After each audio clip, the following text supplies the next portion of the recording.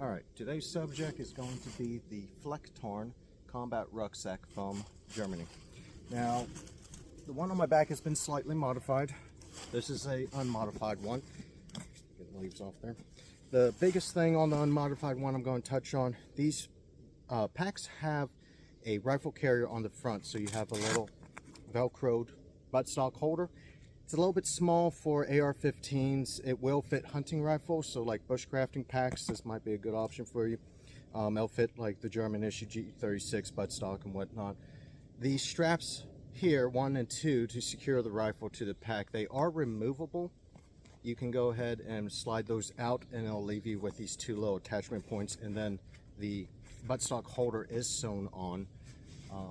The other big thing is on the top, there is sewn on straps to carry your sleeping gear, and these have a significant amount of adjustment, so you can put sleeping gear up on top. And then lastly, there is it's not really a waist pad, it's a waist strap. It's a 1-inch strap to help keep it from bouncing around on you when you're running.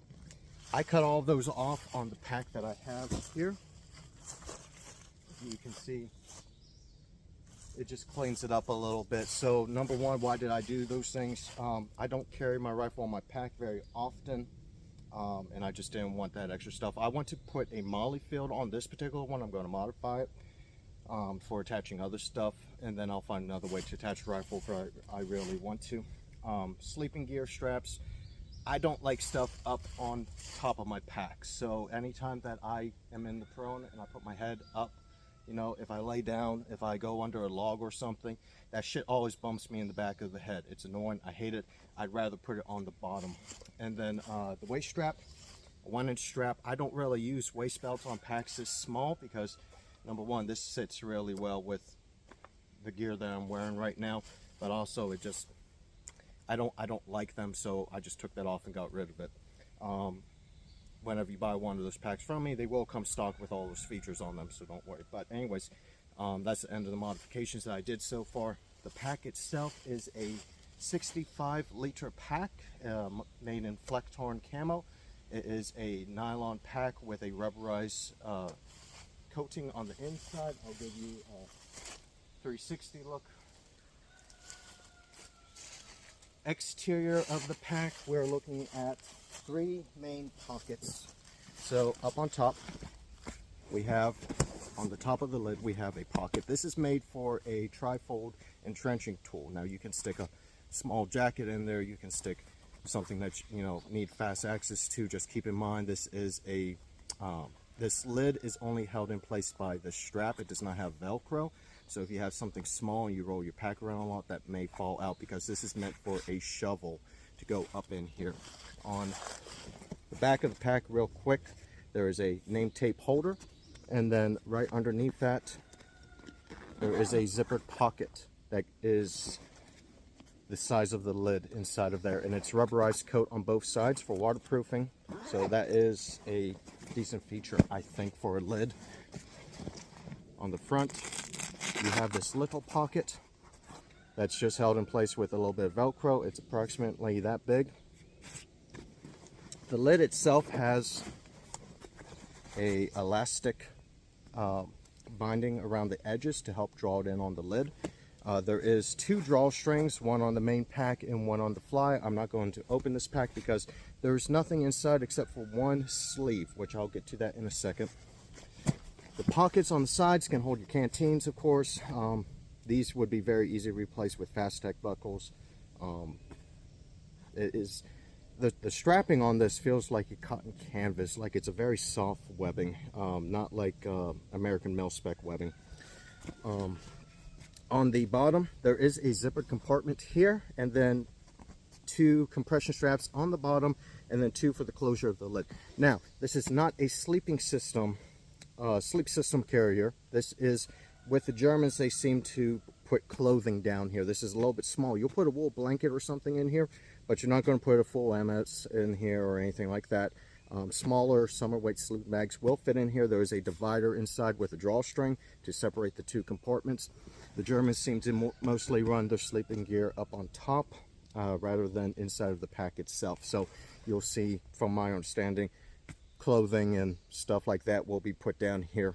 On the back of the pack, we do have load lifters on the straps. The straps are narrow, but they are thick and padded.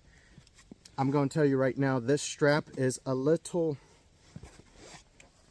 short. So if you can see there with me wearing it where I'm comfortable, that's about how much tag I have left to loosen this up.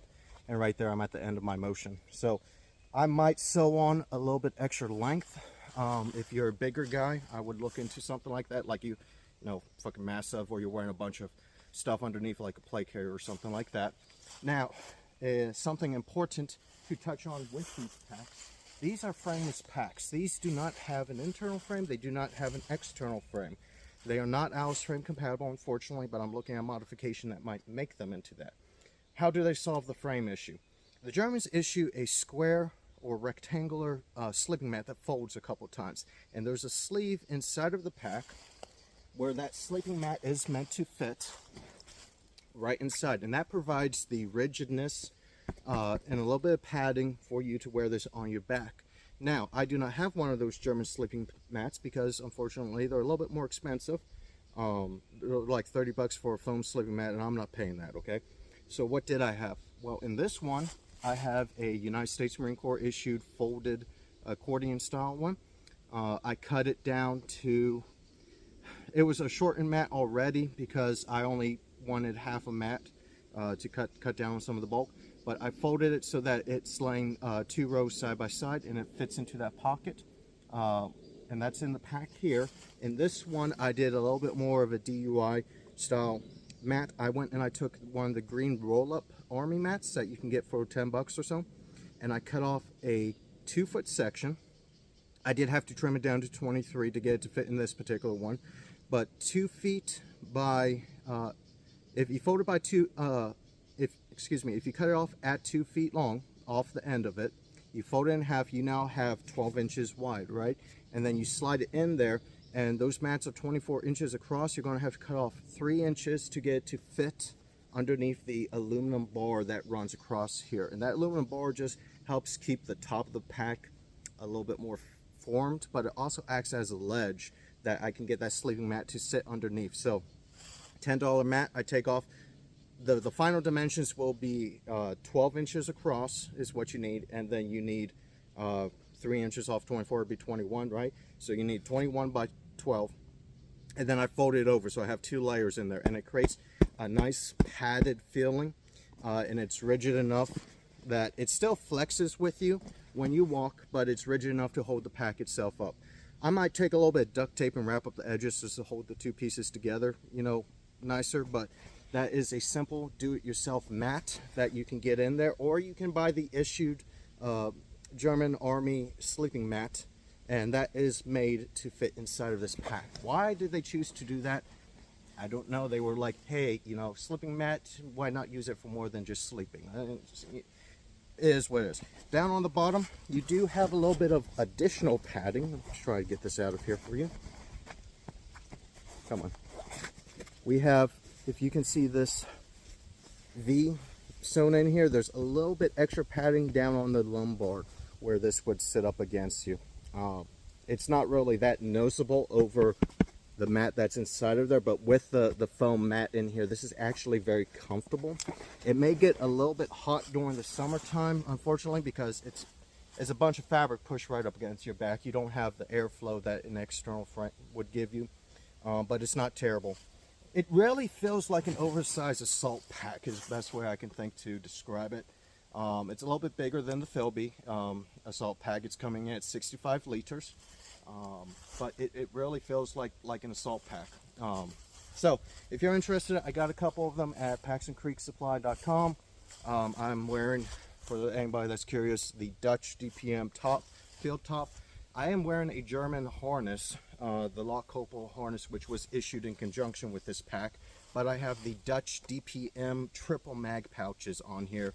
And then I'm using American E-Tool carriers dyed green as my canteen pouches. And I think for a simple setup, this works really well for me.